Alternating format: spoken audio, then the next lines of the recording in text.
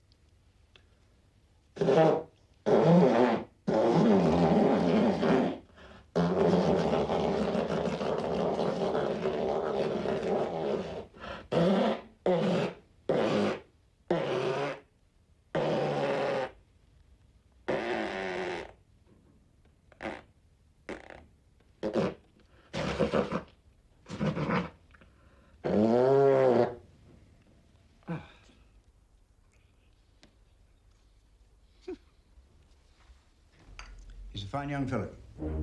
Absolutely. Quite right. Very well, moving on. The Grierson Gallery of California needs a representative of our great gallery.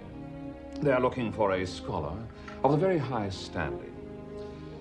I have therefore decided to recommend for the post and the 3 months sabbatical that goes with it, that splendid employee, Mr. Bean. All those in favor? Yes! Excellent. Carried. Our loss is America's gain. David, got a letter from the Royal National Gallery. They're recommending a guy called Bean to represent them. Bean? I can't say I've heard of him. Well, letter signed by Doctors Rosenblum and Cutler. Well, that's impressive. They say he's a man whose incontrovertible genius dwarfs our own meager talents. Rosenblum and Cutler said that. Well, you asked for England's top man. I do believe I delivered him. He certainly sounds like it. Yeah, however, before we confirm, Bernice here still feels that we get more media attention if we had someone from, let's say, the entertainment industry. I genuinely believe that we could get John Bon Jovi. John Bon Jovi? To unveil Whistler's mother? Yes. I have nothing against John Bon Jovi. The man has had 2 great hairstyles in the last 10 years, which is an achievement not to be sniffed at.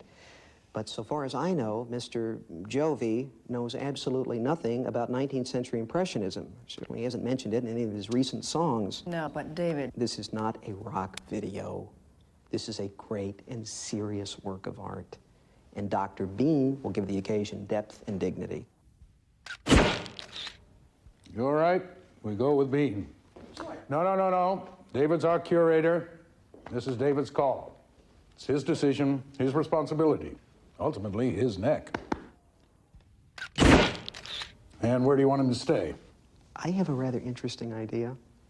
Here? In our house? For 2 months?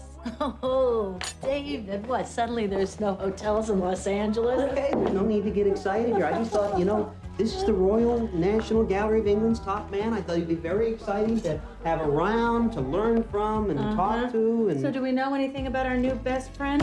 No, I think they might have mentioned it if he was a notorious serial killer. Are you feeling lucky, punk? David, we have an expression in this country. It says, over my dead body. Allie. I'd like to put it on the table right here and now. This is a once-in-a-lifetime opportunity, and it could be seriously great for the kids. You're kidding. Come on, it's gonna be great. Let's say there is a chart of the most intelligent people you've ever met in your life. Well, at number 1 with a bullet is Dr. Bean. Kevin, sometimes you ask me questions that I can't answer. Like what is an intrauterine device? I think more like, what's the meaning of life? I never asked you that. It's fine. It doesn't matter. What I am saying here is that Dr. Bean is a very remarkable man. Hey, for all you know, he could be very cute. Oh, come on, the guy is gonna be a creep. All Englishmen are ugly. I just look at Prince Charles and weep. Okay, so he's gonna look like Meatloaf's butt. Yeah, and that's if we get lucky. Jennifer, no one is asking you to marry him. You know, I don't know why we have these family conferences if Dad's already made up his mind. Perceptive child. Hey, what's wrong with Meatloaf's butt? Oh, come on, everybody. It's gonna be great. Dr. Bean is a genius of the very highest order. Good evening. No, sir. You're in section first class. Good evening.